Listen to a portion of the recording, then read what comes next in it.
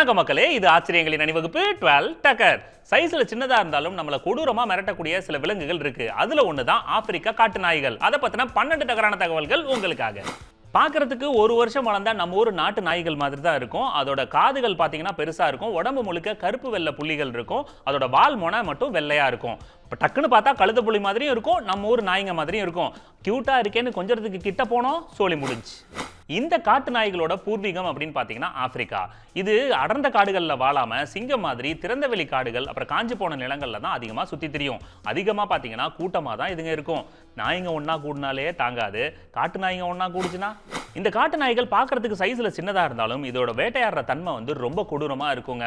ஒரு கூட்டத்தில் பார்த்தீங்கன்னா 60 காட்டு நாய்கள் ஒன்றா தான் சுற்றிட்டு இருக்கும். ஒவ்வொரு காட்டு நாய்க்கும் பார்த்தீங்கன்னா ஒவ்வொரு பாடி லாங்குவேஜ் இருக்கும். இதுங்க அழகாக ஈஸியாக அதுங்களுக்குள்ள கம்யூனிகேட் பண்ணிக்கும்.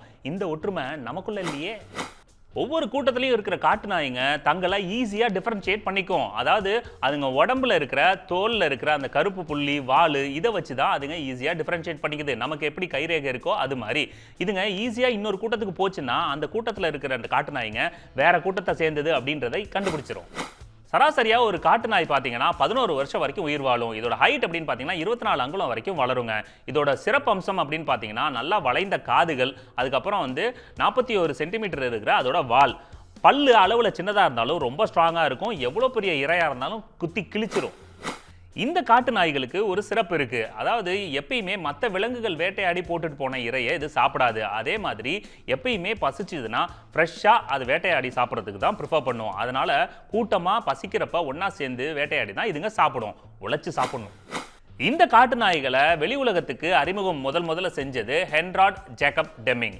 1820 ஆப்பிரிக்க பாலைவன காடுகளில் டூர் போயிட்டு இருந்தவர் இதுங்களை பார்த்துட்டு ஏதோ கழுத புலி அப்படின்னு நினைச்சிருக்காரு. அதுக்கப்புறம் அதுங்களை ஃபாலோ பண்ணிட்டு போய் நிறைய ரிசர்ச் எல்லாம் பண்ணி இதுங்க காட்டு நாய்கள் அப்படின்றத கண்டுபிடிச்சிருக்காரு.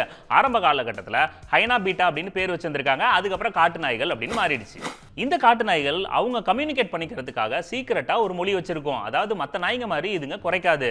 தும்மல் மாதிரி அச் அப்படின்னு ஒரு சவுண்டோட கம்யூனிகேட் பண்ணும். மற்ற இறைய பார்த்துருச்சுங்கன்னா ஒரு காட்டு நாய் இந்த ஒலியை எழுப்புனதுக்கு அப்புறம் மற்ற நாய்கள் எல்லாம் உஷாராகி அந்த இடத்துக்கு ஆஜராயிடும்.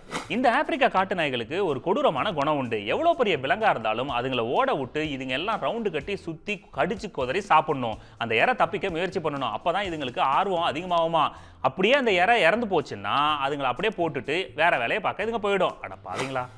ஒரு காட்டு நாய் கூட்டத்தில் இருக்கிற மூத்த ஆணோ இல்லை மூத்த பெண்ணோ தான் அந்த கூட்டத்தை வழி நடத்தணும். இன்கேஸ் ஏதோ ஒரு காட்டு நாய் தப்பு பண்ணிடுச்சு அப்படின்னா அந்த கூட்டத்தை விட்டு வெளில அனுப்பிச்சிடுவாங்க.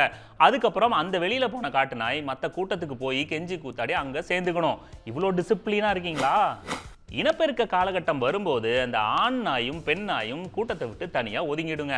அதுக்கப்புறம் பார்த்தீங்கன்னா கர்ப்பகாலம் 73 நாட்கள் வரைக்கும் பெண் நாய் கர்ப்பத்தை வச்சிருக்கோம். அதுக்கப்புறம் குட்டி போடுறப்போ 6லேருந்து 23 குட்டி வரைக்கும் போடும். அந்த குட்டிங்கெல்லாம் வளர்ந்து பெருசாகிற வரைக்கும் பெண் காட்டு நாய் அதை பாதுகாக்கும். ஆண் காட்டு நாய் போய் உணவு எடுத்துட்டு வரும். ஆண்னா சும்மாவா?